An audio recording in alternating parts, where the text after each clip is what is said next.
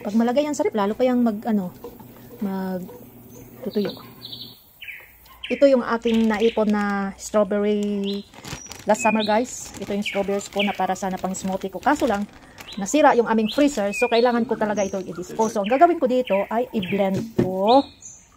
I-blend ko siya, guys. Kasi, sayang. Dahil lang, guys, mahirap ko lang maghahawak ng phone.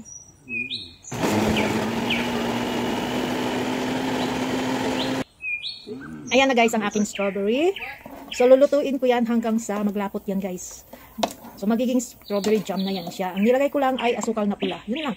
Puti o pula, okay lang yan. Anong asukal mayroon kayo.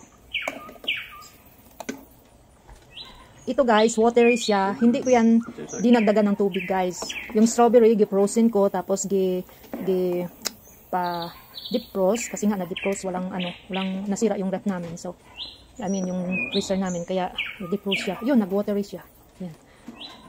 So, strawberry lang at saka asukal ito, guys. Papaanuhin ko na lang to. Papalaputin ko na lang to. At saka yung strawberry, guys, pinaghirapan ko talaga yan. Natanggalin yung kanyang balat. Kaya wala yung mga buto-buto. So, matagal-tagal ito matuyo, guys.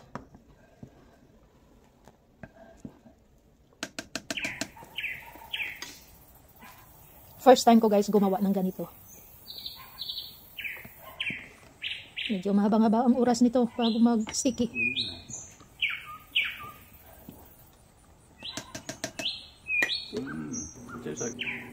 Kailangan ba tanggalin itong nagabula-bula, guys?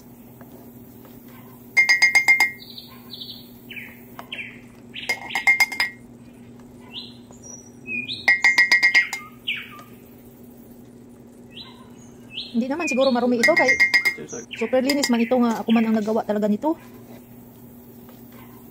Pero nakikita ko lang kasi yung iba pag gumawa ng yung tubo. Pag naggawa ng asukal ng tubo, tinatanggal nila ito eh.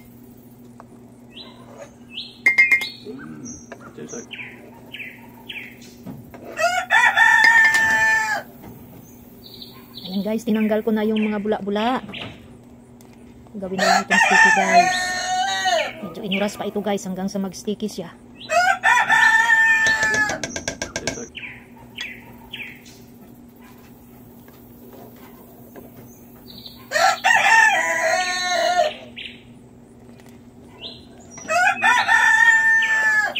Ayan, guys, ganito na, guys, ang kanyang kulay.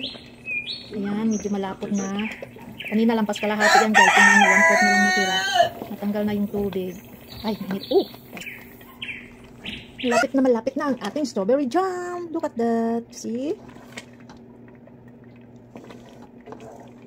Kulang pa. Kulang pa sa apoy.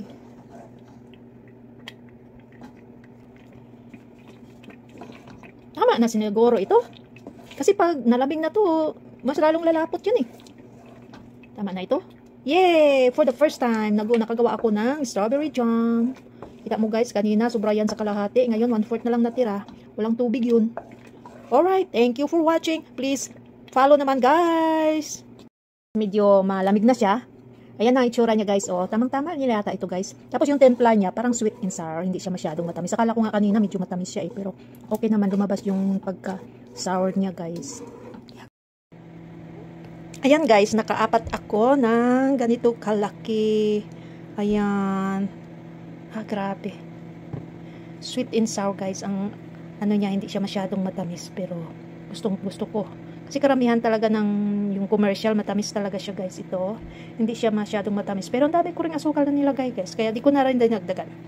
Ayan na. Finished product.